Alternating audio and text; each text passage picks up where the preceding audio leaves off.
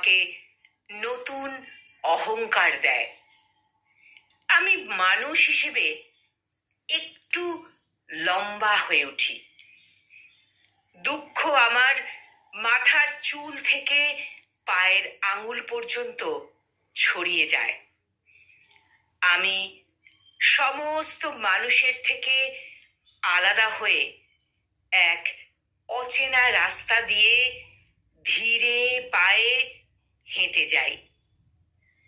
সার্থক মানুষদের আরো চাই, মুখ আমার সহ্য হয় না।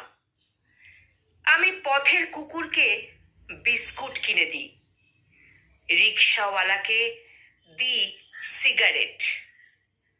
অন্ধ মানুষের সাদা লাঠি আমার পায়ের কাছে খসে পড়ে। আমার দুহাত ভর্তি অঢেল দয়া। আমাকে কেউ ফিরিয়ে দিয়েছে বলে গোটা দুনিয়াকে মনে হয় খুব আপন। আমি বাড়ি থেকে বেরোই নতুন কাঁচা প্যান্ট শার্ট পরে। আমি সদ্য দাড়ি কামানো নরম মুখখানিকে আমি নিজেই আদর করি, খুব গোপনে। আমি একজন পরিচ্ছন্ন মানুষ।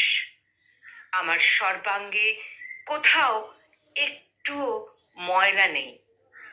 অহংকারের প্রতিভা জ্যোতির্বলয় হয়ে থাকে আমার মাথার পিছনে। আর কেউ দেখুক বা না দেখুক, আমি ঠিক টের পাই। অভিমান আমার ওষ্ঠে এনে দেয় স্মিত হাস্য। আমি এমন ভাবে পা ফেলি যেন মাটির বুকেও আঘাত না লাগে। আমার তো কারুকে দুঃখ দেবার কথাই নয়। কলমে কবি সুনীল গঙ্গোপাধ্যায়, আর কণ্ঠ প্রয়াসে আমি নিবেদিতা।